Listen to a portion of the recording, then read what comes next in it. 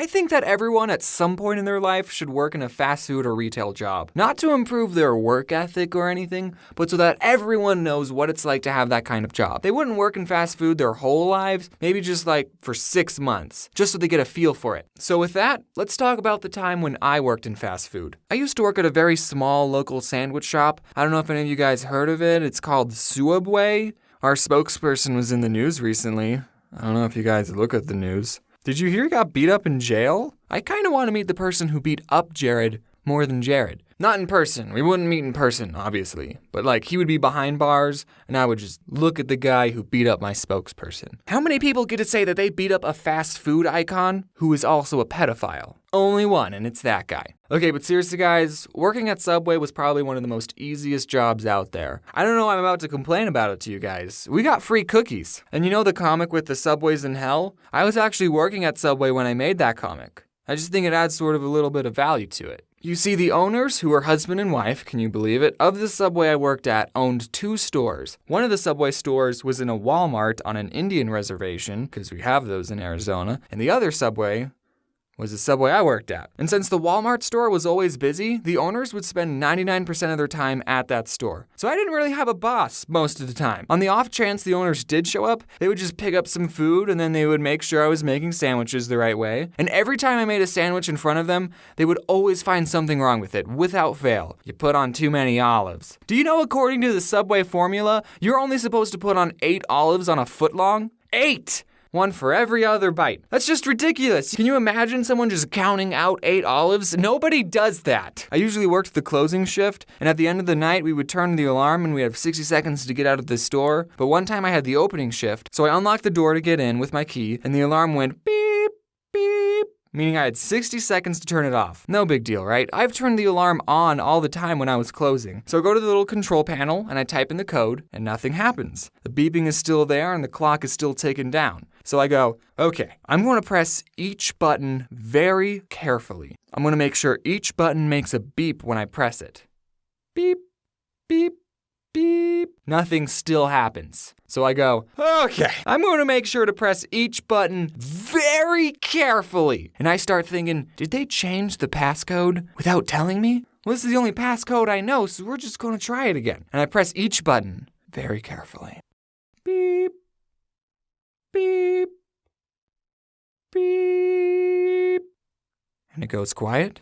And then the alarm goes off. I still had like 20 seconds left. But I guess when you get it wrong 3 times, it automatically assumes that you're a burglar. So while the alarm is going off, I look on the contact sheet for the owner's cell phone number. I step outside, I call him, and he doesn't pick up. So I go back inside, find the number for the other Subway store. They open an hour before we do. Someone picks up with their stupid voice. Oh, thank you for calling Subway. I'm blah, blah, blah, blah, blah, blah, blah, blah. How may I help you? And I go, hey, is Mike there? That's not his real name, guys, don't worry. And they go, just a minute. Yeah, sure, I have all the time in the world. The cops might be on their way, but take your time. So, Mike picks up. Yellow. Hey, Mike, this is James. What's the passcode for the alarm? Who is this? It's James. What's the passcode? What are you doing there, James? Why aren't you answering the question? I have the opening shift. Is the alarm going off? Yeah, no one told me the new code. Yeah, we changed it. It's the last 4 digits of your social security number. Oh, okay. Thanks, Mike. I don't know my social security number. So I finally get the alarm off. No one showed up, thankfully. Which I actually don't know if that's a good thing or not, now that I say it out loud. We did have a store manager who would make the schedule and sometimes tell us, hey, can you guys do a better job at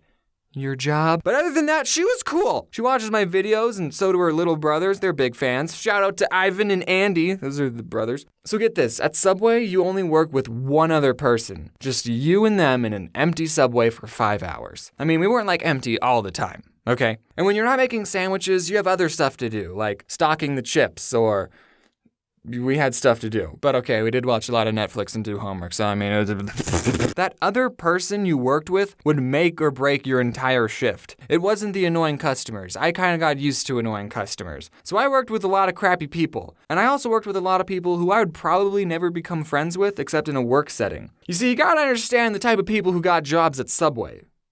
potheads. Most of them are potheads. And some of them are really cool. I'm just going to go over a couple of the characters that I worked with. There was Tyler. I freaking love this guy. He smoked a lot of weed. He actually taught me what vaping was, and he got me into Clash of Clans. I actually mentioned him and his girlfriend in my riddles video. I don't know if I ever told him that. And of course, I have to mention Corey. He was cool. We watched How to Get Away with Murder on Netflix, and I've also hung out with him outside of work. What him and Tyler had in common is that they would actually do their job, which you gotta appreciate. Then there was this guy. And get this, who was also named Jared. He loved marble, and that's like the only thing he would talk about. I can say these things. He doesn't watch my videos. There was Sarah. She was cool. She made me a bread bowl. And her boyfriend, Jay. He talked about chakras and third eyes. He was interesting. And also, there's Anthony. He's cool. What's up, Anthony? For the 100,000 sprinkles video, I actually went back to Subway to use their scale because I knew they had one. And we counted 500 sprinkles again just to be more accurate for the 100,000. And Anthony helped me count instead of working. I mean, at least he got paid minimum wage for it. So 2 more stories before I go.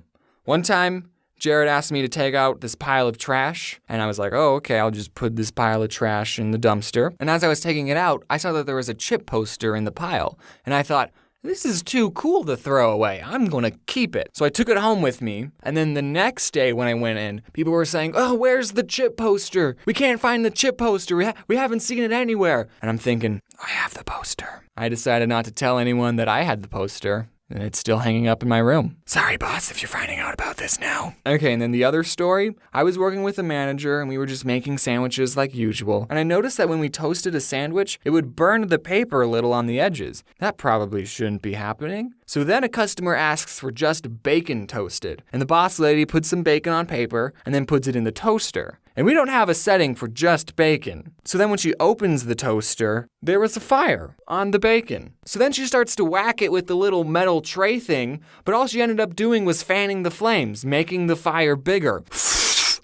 You got this, right? Then I went in the back and I got the fire extinguisher and I actually used it. I single-handedly saved that Subway. Wait, what have I done? Is it okay if the bacon's a little crispy and has nitrogen and carbon dioxide stuff on it?